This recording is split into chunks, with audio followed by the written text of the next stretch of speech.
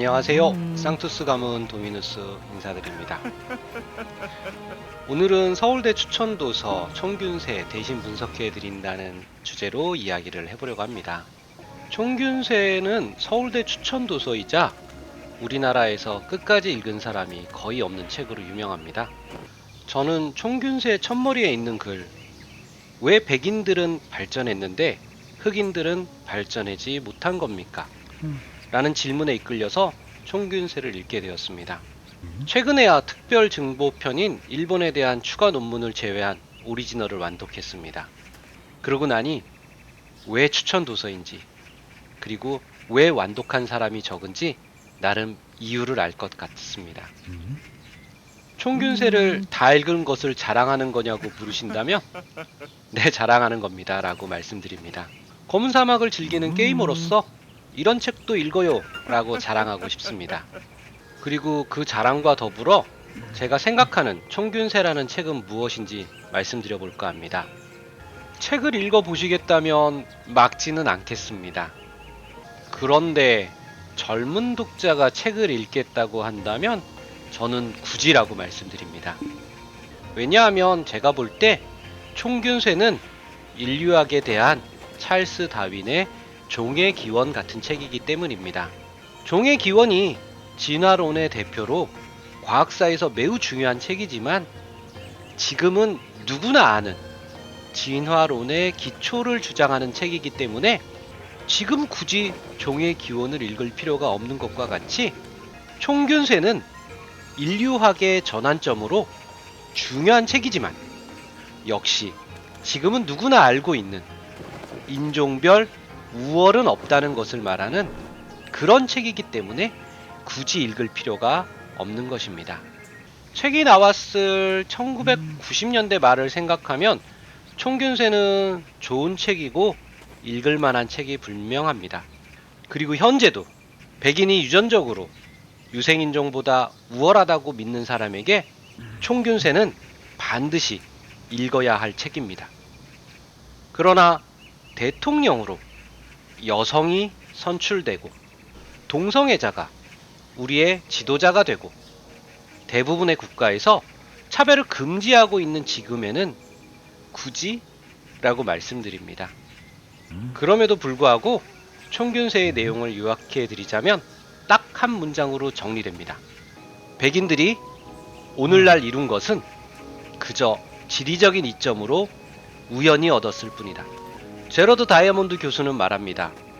지금 백인이 있던 곳과 유색인종이 있던 곳이 서로 바뀌었다면 오늘날 유색인종이 백인들보다 발전했을 것이라고.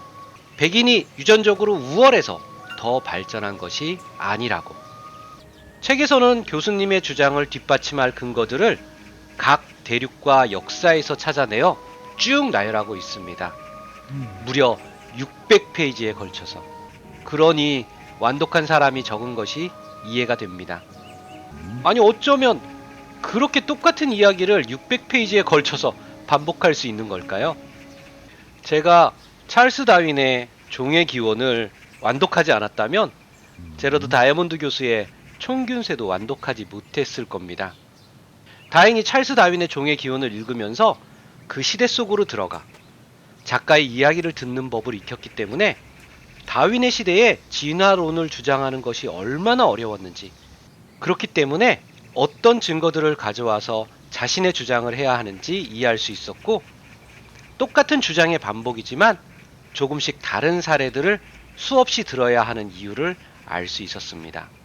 그런데 총균세는 꼭 그래야만 했나? 라는 생각이 들었습니다.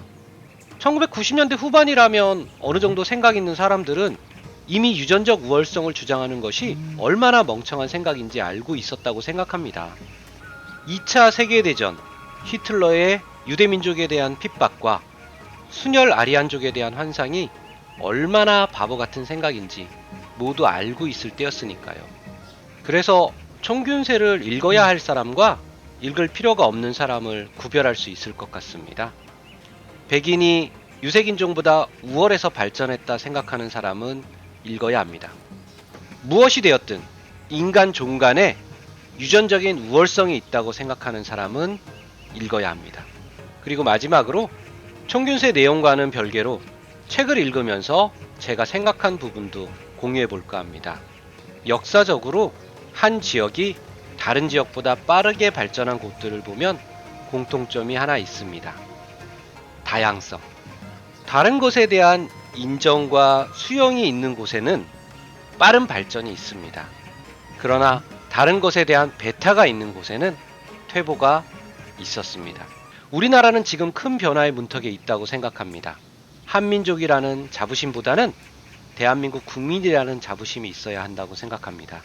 우리의 것은 소중한 것이지만 우리 것만 지키려고 하면 어떻게 되는지 구한말의 역사에서 쇄국 정책을 펼쳤던 흥선대원군을 생각하면 쉽게 알 수 있습니다. 사회의 모든 부분에서 다양성을 인정하는 문화, 나와 다른 것을 인정하고 서로 합의점을 찾는 문화가 뿌리를 내릴 수 있다면 좋겠습니다.